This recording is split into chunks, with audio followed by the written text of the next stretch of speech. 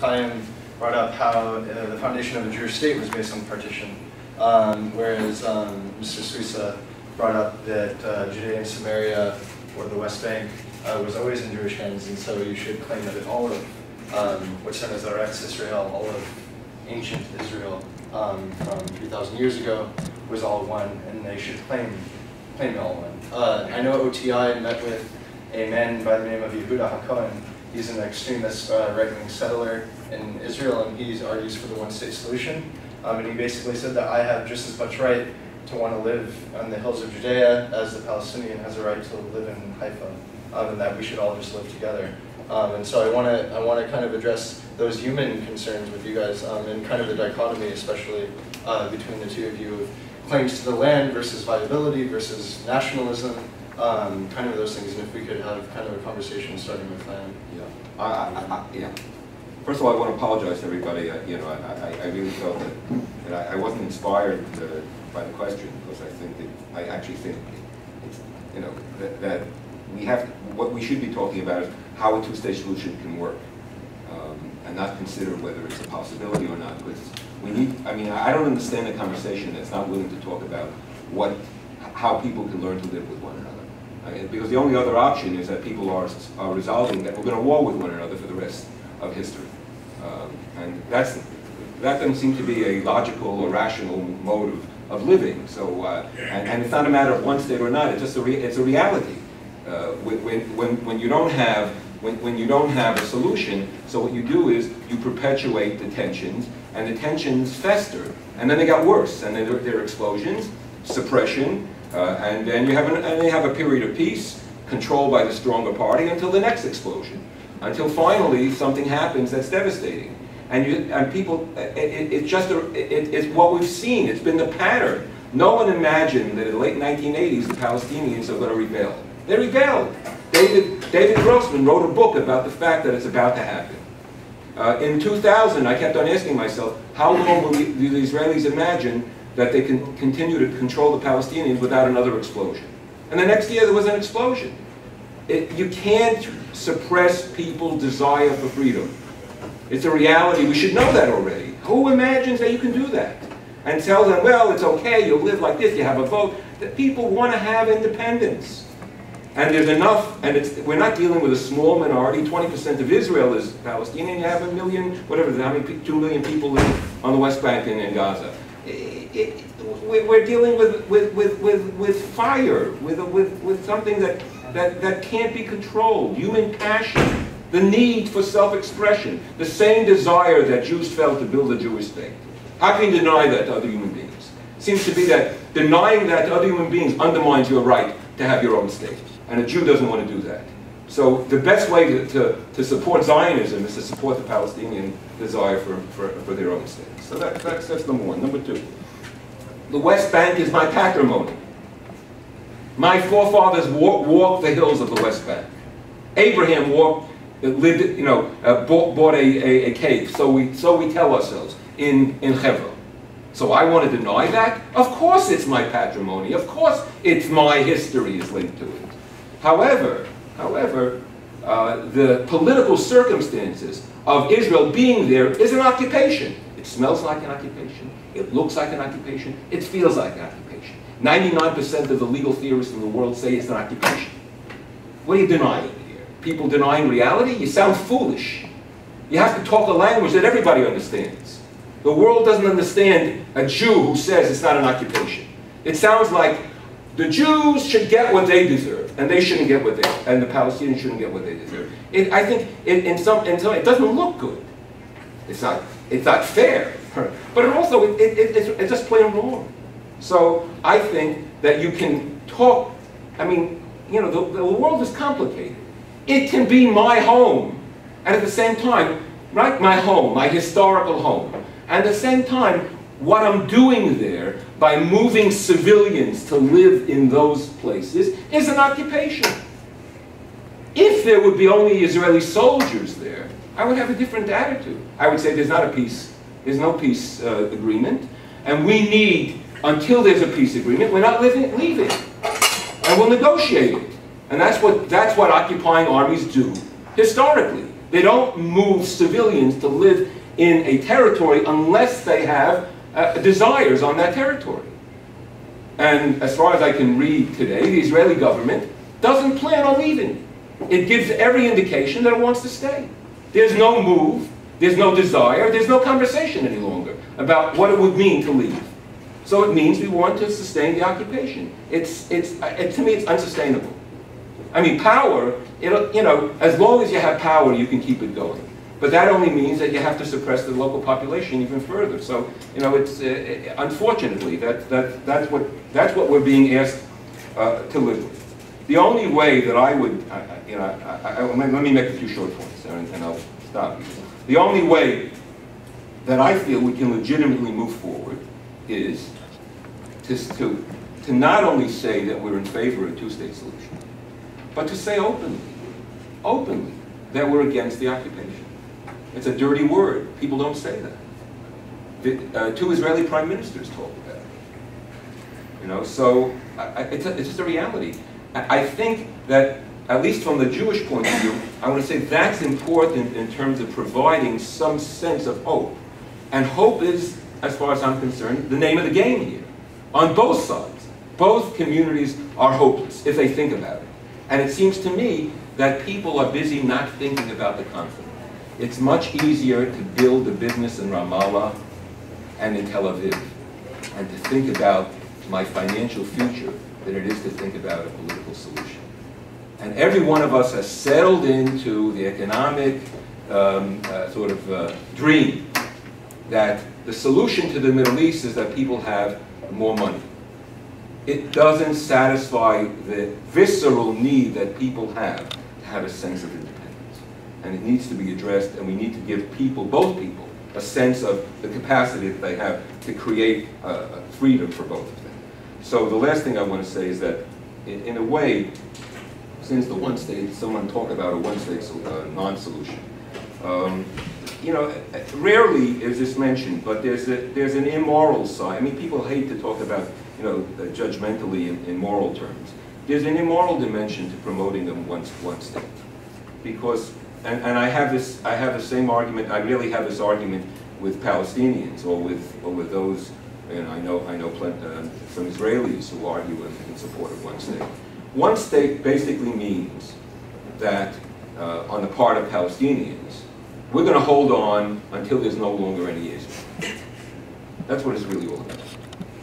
It also means that we want our people to suffer the lack of freedoms and rights so that we could fulfill our ideal of realizing that the land really belongs only to us and that the Jews don't belong here. So how much longer are we going to allow people to get away with the type of rhetoric on both sides that basically promotes, a reality that doesn't work? Thank God, and no one's mentioned this, that there is some mutual security cooperation between the Israelis and the Palestinians. That's working, and that the wall, I don't know if that's the reason, the fence, I'm not sure, because I don't know what the evidence is. I know that there's a lot of evidence that the mutual security cooperation is functioning. Thank God for that. And so there haven't been too many civilian deaths of Israelis. Thank God for that.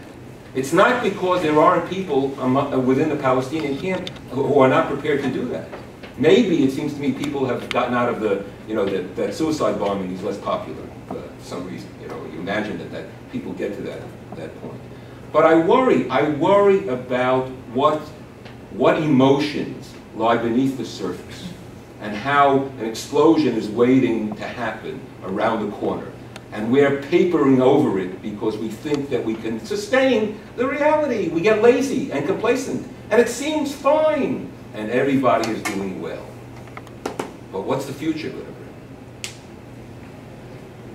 bring? I think the last 10 minutes has been, for me, a good demonstration of why the debate goes nowhere. Because there's an utter lack of curiosity and questioning in what my very good friend Chaim just said. There's an enormous amount of statements of hope, warnings that we've heard a million times, and attempt at answers and very, very few questions. And I think this is why we keep banging our head against the wall, because we don't ask enough tough questions. And we just keep repeating the same thing over and over and over again. That this is what we need, and we need this, and we have to stop the occupation and everything. And after a while, that's why you get fatigued on the issue, is because nobody's asking really difficult, interesting questions. Now why, and I think this is what would be a good debate. I don't know if it's going to happen tonight, but I try to start it in the beginning. Why is it that the foundation is rotten? That we keep banging our head against the wall and nothing happens? We seem to take it for granted that the Palestinians absolutely want a state. The professor spoke, Arieh spoke about, you know, unique identity, cultural identity, language. Have we asked the question, what is the cultural identity of the Palestinians? Have we asked that question tonight? The language, the defining characteristics of the Palestinian people? Have we asked that question? Does anybody here know the answer to that? There's some really interesting, painful answers to that. That's not as black and white as if that would justify a movement that really, really, really wants a state. There's some research that shows that the Palestinians don't want a state as much as we've been hearing tonight. That they might want one as a first stage in terms of destroying the Jewish state. Yeah.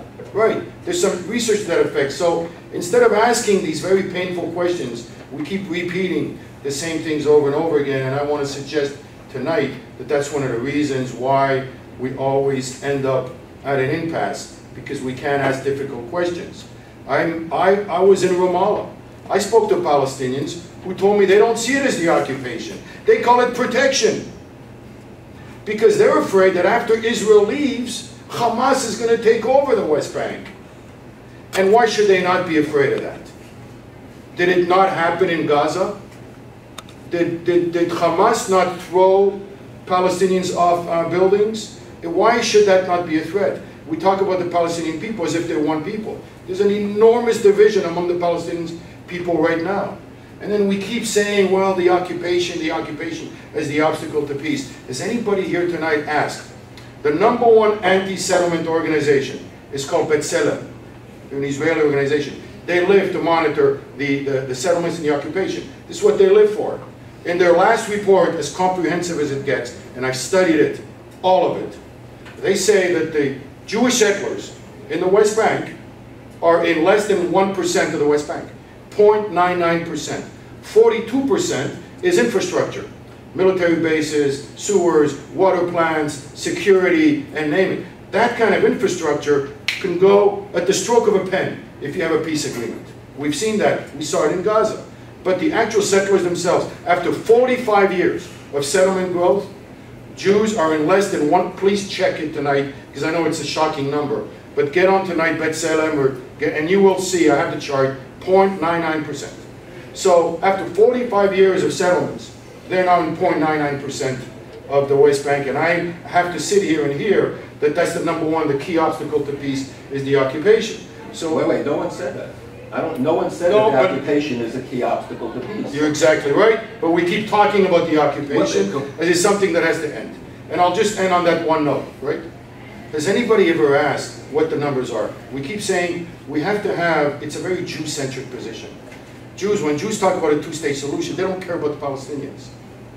If Jews really cared about the Palestinians, they would talk about the poor Palestinians in Jordan and the poor Palestinians in Lebanon, who are really suffering in misery. But Jews, who always talk about a two-state solution, they're just Jew-centric. They're just obsessed with Israel. Because they think that the minute we have the two-state solution, we will have our neat state that will be Jewish and democratic. Because they assume that you can't have all three. And this is something that was started by Thomas Friedman 20 years ago in the New York Times Sunday magazine. He came out during the time when Israel was occupying Gaza.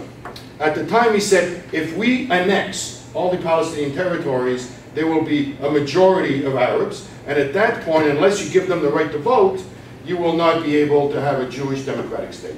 It was a very powerful argument. A lot has happened since then. Gaza is no longer occupied. There's no more Jews in Gaza. There is some strong evidence that should become the subject of a next debate. the evidence of demographic numbers in the West Bank. There's evidence that they've been inflated by 1.2 million, and there's evidence that they double counted the Arabs in East Jerusalem, to the point now that the next interesting question in the debate should be, what happens if Israel can have all three? What happens if Israel can have a Jewish, democratic state and have all the land? And give all the right to vote to all the Palestinians in the territories? And that would still be a minority and a big Jewish majority of 70%.